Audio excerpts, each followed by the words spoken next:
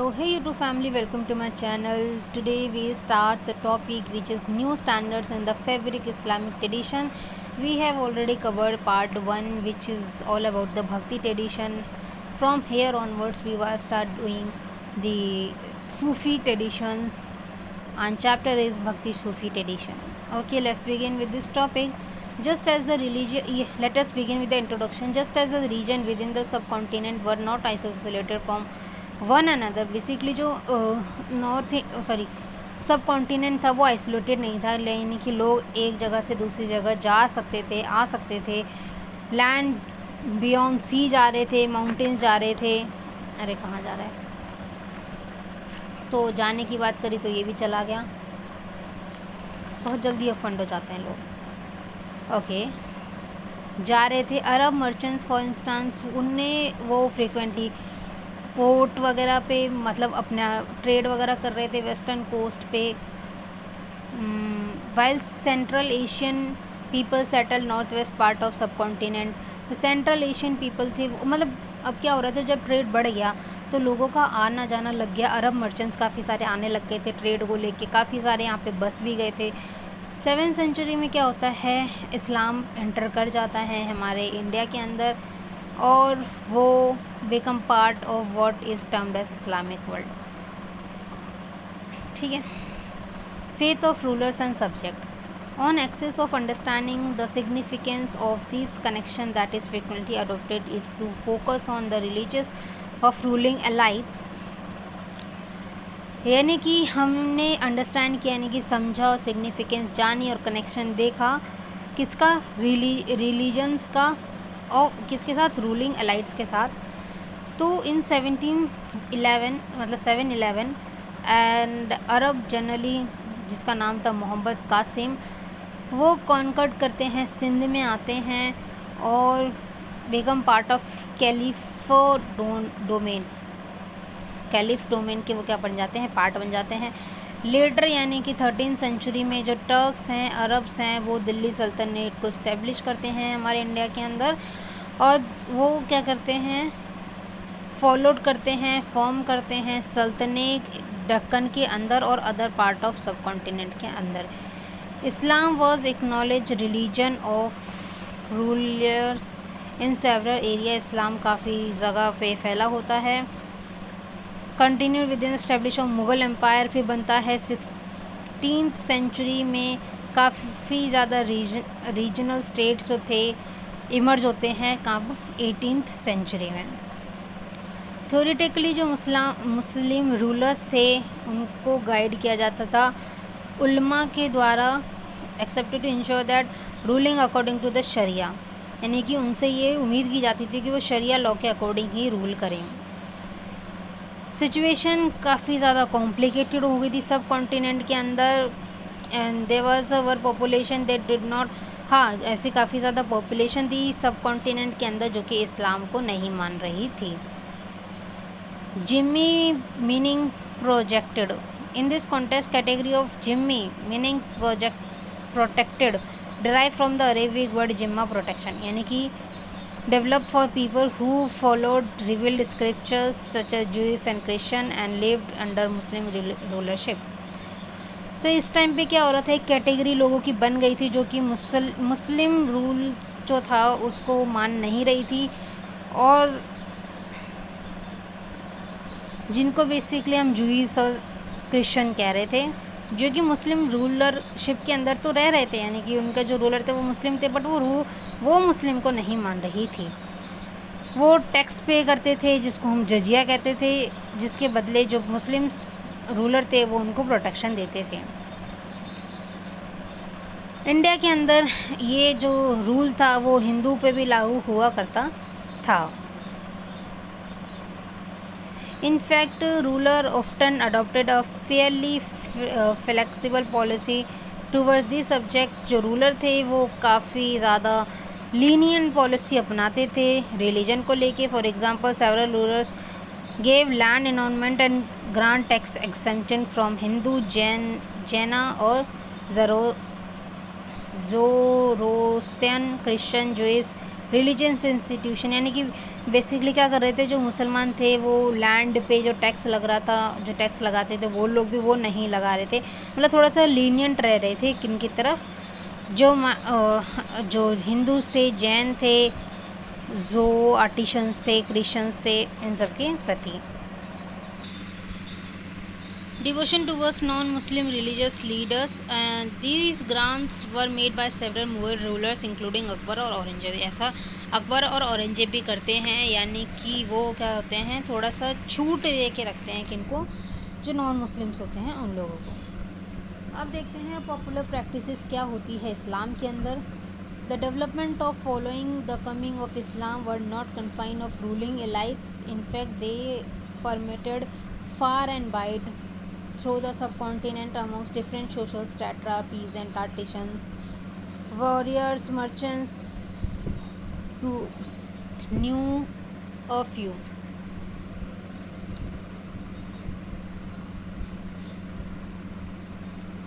यानी कि काफ़ी सारी डेवलपमेंट होती है जिसमें कि इस्लाम के ना केवल रूलिंग क्लासेस या फिर अलाइड क्लासेस आते हैं, बाकी सब जो आर्टिशंस हैं, नॉन मुस्लिम्स हैं, वॉरियर्स हैं, वो सब भी आते हैं।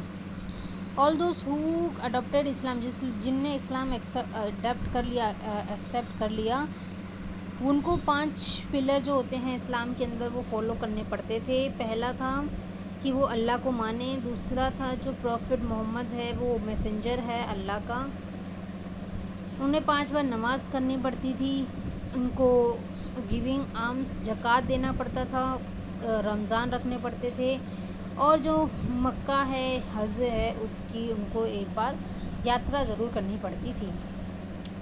However, these universal features were overlaid with the diversity in practices derived from local customary practices, derived from sectarian affiliation, Sunni, Shia and influence local।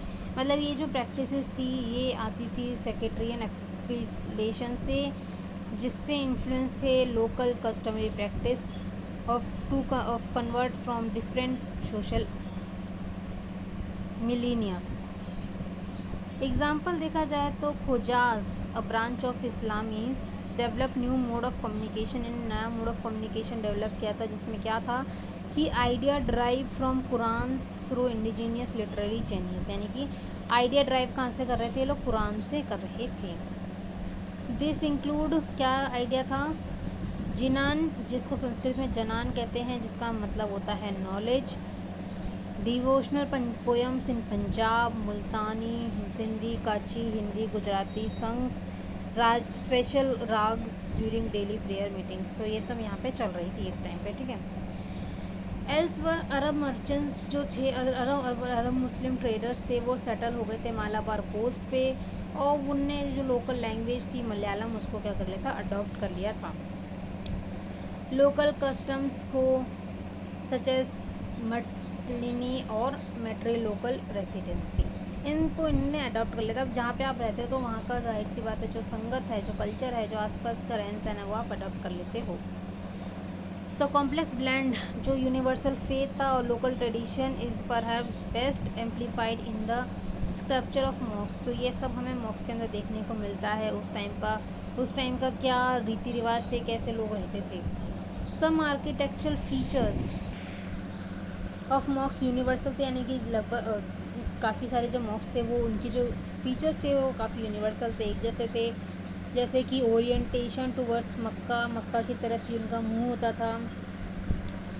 Placement of मिराब, प्लेसन नीच में होती थी उनकी प्लेसमेंट, मिनाबर पलपिट में, जिसको पुलपिट कहा जाता है, इनकी जो प्लेसमेंट होती थी बेसिकली लगभग हर में सेम होती थी। हाउएवर कुछ अलग अलग भी फीचर्स होते थे, जैसे कि रूफ़ वगैरह अलग हो गई, उसकी बिल्डिंग मटेरियल अलग हो गया, तो ये सब चलता रहता था। Names of community, we often take terms Hindu या Muslim for granted as label for religious community, हम लोग हिंदू और मुस्लिम को एज अ रिलीजियस कम्युनिटी के तौर पे शब्द को यूज़ कर लेते हैं, बहुत ज़्यादा फॉर ग्रांटेड ले लेते हैं। Yet this term did not gain currency for a very long time, पर ये ज़्यादा पहले काफ़ी लंबे समय तक इसका इतना कोई वो नहीं था, इसने कोई करेंसी गेन नहीं की थी। हिस्टोरियन जो स्टडी कर रहे थे संस्कृत टेक्स्ट को, इंस्क्रिप्शंस को, डेटिंग लगभग 8 से 14 सेंचुरी के बीच में, वो ये पॉइंट आउट करते हैं मुसलमान और मुस्लिम हैज़ नेवर यूज्ड, यानी कि उनने इससे पहले मुसलमान और मुस्लिम शब्द कभी देखा ही नहीं था, कभी यूज़ हुआ कहीं पे, ऐसा उनको कोई एविडेंस नहीं मिलता है। Instead people were occasionally identify they came, लोगों ने अपने आप बनाया और इसको शब्द अपने बोलचाल में लाए। So the Turkish ruler were designated as तुर्कशा नहीं टुरुशका। जो टर्की रूलर्स थे उनको टुरुशका कहा जाता था, ताजिका रूलर थे उनको ताजिकिस्तान कहा जाता था, एंड पराशिका जो पर्शिया के थे। ऐसे टर्म्स यूज़ किया जाते थे जब कोई नया माइग्रेंट आया करता था। हिंदू मुस्लिम टर्म्स तो कभी यूज्ड होते ही नहीं थे। टर्क्स और अफ़गान्स थे उनको शाखा कहा जाता था या वायानास कहा जाता था, जो कि ग्रीक टर्म है। A more general term for migrant, जो माइग्रेंट कम्युनिटी थी उसको कहा जाता था mlechchha, indicating that language were not drive from Sanskrit की लैंग्वेज नहीं थी। The term sometimes has a derogatory connotation but really denote a distinct religious community of Muslim in opposition of Hindu. हम चैप्टर 5 में देखते हैं टर्म हिंदू का मतलब a variety of ways not necessary restricted to religious connotation, यानी कि हिंदू का हम जब चैप्टर 5 में मतलब देखते हैं तो उसमें हमें कोई रिलीजियस कोनोटेशन नहीं मिलता है, क्योंकि ये टर्म्स रिलीजियसली यूज़ नहीं की जाती थी, तो अब जाके इसको रिलीजन कम्युनिटी के रूप में यूज़ करने लग गए हैं। ग्रोथ ऑफ सूफीज़म हम देखते हैं, सूफीज़म का कैसे ग्रोथ होता है। अर्ली सेंचुरी में हम देखें इस्लाम, group of religious minded people call Sufi, जो इस्लाम की जो रिलीजियस माइंडेड पीपल थे उसको सूफीज़ कहा जाता था, जिनको एस्थेटिज्म और mysticism is in protest against the growing materialism of caliphate as a religious and political institution, यानी कि बेसिकली ये क्या कर रहे थे, एक तरह से प्रोटेस्ट कर रहे थे किसकी अगेंस्ट, जो मेटेरियलिज्म बढ़ रहा था कैलिफेट का एज अ रिलीजियस और पॉलिटिकल इंस्टीट्यूशन, उसके खिलाफ। They were a critical of the dogmatic definitions and scholastic method, जो कि इंटरप्रिटेट कर रहे थे कुरान को, सुन्ना ट्रेडिशन को, और अडॉप्ट कर रहे थे थियोलॉजियंस। भाई देखो थोड़ी बार प्रोनाउंसिएशन इधर उधर तो देख लेना खुद ही। Instead they laid emphasis on seeking salvation, वो सल्वेशन यानी कि भूखे रहने पे जोर दे रहे थे। इंटेंस डिवोशन पे, भगवान के प्रति प्यार पे वो क्या कर रहे थे, ज़्यादा एम्फोसाइज कर रहे थे। जो उनके कमांड्स थे, and by following the example of prophet Muhammad who they regarded as a perfect human being. और वो क्या कर रहे थे, कमांड दे रहे थे और एग्जाम्पल दे रहे थे किसका, प्रॉफिट मोहम्मद का, जिसको एक परफेक्ट इंसान बताया गया है। जो सूफीज़ थे वो इंटरप्रिटेशन कर रहे थे कुरान को लेके on the basis of their personal experience. अब देखते हैं कनक्यास और सिलसिलास कौन थे। 11वीं सेंचुरी में सूफीज़म इवॉल्व होता है, वेल डेवलप मूवमेंट बनता है with a body of literature और कुरानिक स्टडीज़ एंड और सूफीज़ जो प्रैक्टिसेस कर रहे थे। इंस्टीट्यूशनली सूफीज़ जो बिगिन होते हैं वो होते हैं as a organize community around the hospice और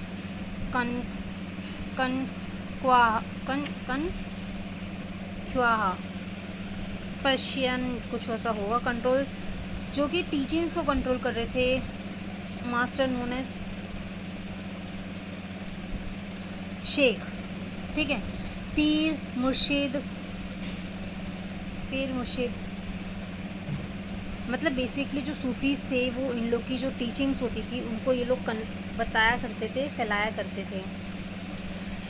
ही enrolled disciples and appointed a successor खलीफा, ये लोग क्या करते थे, अपॉइंट करते थे। ये इस्टेब्लिश करते थे ruler of spiritual conduct and interaction between the inmate as well as between layer person and the master.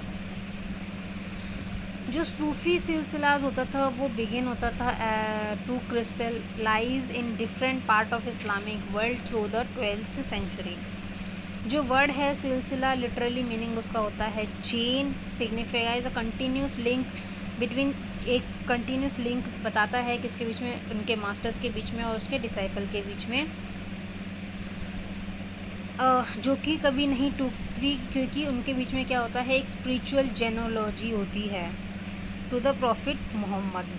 It was through this channel that spiritual power and blessing was transmitted to devotees, यानी कि जो spiritual power होती है, जो उसकी blessings होती है गुरु की, वो कन्वर्ट हो जाती है उसके डिसाइपल में, यानी कि उसके डिवोटीज़ में।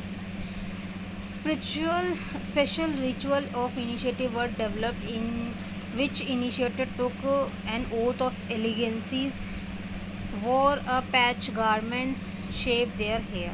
तो ये सब उन्हें करना पड़ता था बेसिकली। यार टेक जा यार।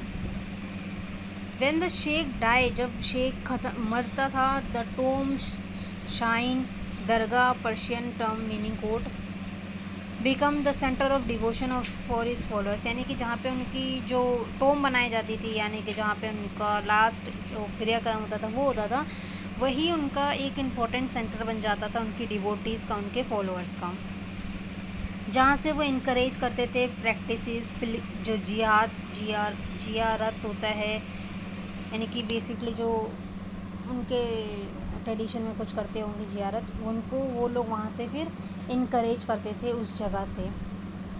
डेथ सेरेमनीज़ और ours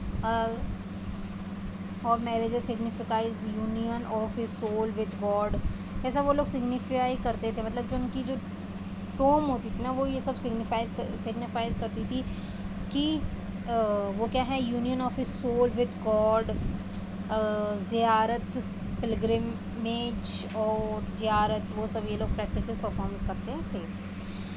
this was become people believe that death saint was united with God, इससे ये बिलीव करवाते थे कि जो संत ख़त्म हुए हैं वो गॉड से जुड़े हुए थे, and were closer to him, वो उनके बहुत ज़्यादा करीब हैं दैन लिविंग बीइंग, मतलब वो लिविंग इंसानों से इतने ज़्यादा कनेक्ट नहीं जितने वो भगवान से कनेक्टेड थे। People sought their blessing to attain material and spiritual benefits, वो लोग यहाँ से मटेरियल और स्पिरिचुअल बेनिफिट्स वो लोग लिया करते थे इन टीचिंग से। They evolve the cult of the sheikh, revered as wali. Outside the khanqah, इसको क्या प्रोनाउंस करते हैं I don't know. Some mystic initiated movement based on a radical interpretation of Sufi idols. Many conned conk and took to medicinary and observed celibacy. They ignore rituals and observe extreme form of aestheticism. वो लोग rituals को नहीं मानते थे but extreme form of एस्थेटिज्म को वो लोग मानते थे। ये लोग डिफरेंट नेम से जाने जाते थे, कंधास, मद्रासी, मंगल, हैदरीज एक्सेट्रा।